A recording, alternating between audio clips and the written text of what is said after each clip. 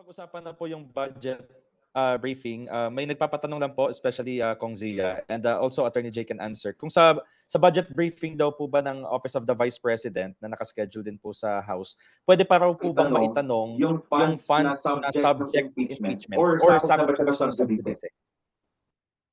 Sorry, may feedback eh. Hindi ko masyadong ano po yun? Apo. Sa budget briefing po ng OVP Kong Zia, pwede pa raw po bang maitanong yung funds na subject ng impeachment trial or sakop na ba siya ng subjudice? Again, what do you mean by the budget of impeachment trial? Because it has already been, there's already that budget.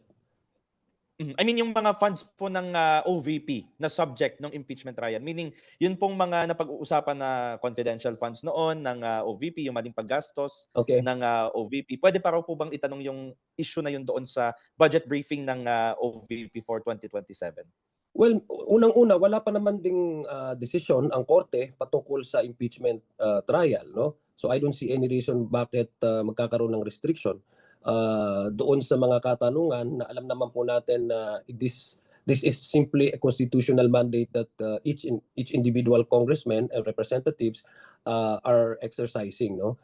Kasi po sa budget deliberation, talagang pinag-uusapan po diyan ay budget, no? Kung ano yung intention ng ahensya para doon sa kanilang mga programa na gusto po nilang isulong, no? But definitely, kung ang pag-uusapan po is confidential funds, ay mukhang very clear naman po, wala naman pong confidential funds sa ngayon, no? Even the last year, just to be fair, wala naman pong confidential funds ang OVP even last year when we were deliberated the 2026 funding. This year, I learned that there's also not any item there in the OVP that also requests for a confidential funds or anything that to that sort. So, ang makikita naman natin dyan are regular na PS, MOOE, and capital outlay, no? So, sa aking palagay, without prejudging kung what would be the questions and what would be the flow of the deliberation over the OVP funding, OVP budget for 2026, wala naman ata akong nakita dyan that would resemble the expenses that is now being covered under the articles of impeachment, which is now being deliberated on the impeachment trial. At the impeachment trial. Attorney Jay, would you like to add? Or nothing to add to me, Ajit. Okay. Follow up lang po doon, Kong Zia. Nakikita niyo po ba na nung mga from past experiences, hindi naman ni Indian, hindi pa rin sisipot si VP Sara or any of her staff doon sa budget briefing ng OVP? Kung ating pagbabasihan yung mga naging experience natin for the past 2 budget cycle, hindi talaga siya dumalo. So ang aking lang observation is, since na merong impeachment trial ngayon, I think mas lalo siyang, para sa akin, without again prejudging or preempting kung ano yung magiging desisyon ng OVP, ako I have that gut feeling that she will not be attending, especially the plenary. Baka sa committee hearing, baka pumunta pa siya doon. Kasi just to be fair also, pumunta naman siya nung last na hearing, committee hearing, nung kanyang budget. But when it reaches the plenary, hindi ho siya pumunta at wala hong pumunta sa kanyang mga staff, kundi ako nagkakamali. So this is just, if that would happen again, this is just being consistent. Wala siyang dinadalawan. Hindi siya dumadalo sa kanyang budget, hindi rin siya dumadalo sa kanyang trial. So she's just being consistent about her, not respecting legal processes and constitutional processes. That involves not only her own case but her own office and mandate, no, insofar as requesting the House, being a co-equal branch and having that constitutional mandate to scrutinize the budget, to directly not comply with the by not attending. Okay. Next question ko po. May Facebook post po ulit si Congressman Paulo Duterte. Sumagot po siya doon sa statement kahapon, no, sa interview namin kay Attorney Lorna Capunan with regards to the culture of violence. Sabi po ni Kong Pulong, si Attorney Lorna yung parang tinatawag na marites ng impeachment daw po. Tapos binanatan pa rin niya yung nangyayaring proceedings. Ang sabi nga po niya, predetermined narrative na daw po, no, yung kumbaga pinag-uusapan na yung mga ebidensya po na inilalatag ng prosecution. Hayaan daw po na gawin ng trabaho ng mga abogado ni VP Sara yung para maipagtanggol daw po siya, kaya hindi po kailangan humarap, no, ni VP Sara. Pero yun nga po, may banat po siya doon kay Attorney Lorna with regards to the term marites daw po. Jay. The problem is I didn't see that post, I'm trying to search for it actually after you said it. I'm more curious about what he said about yung predetermined narrative. No, maybe you could give more context what he meant about that. If I can read the statement. Yeah, sure, Yes, Vibs. yes. Thank you, Vibs. Sabi po ni Representative Paulo Duterte, speedy trial does not mean speedy surrender to a predetermined narrative. No,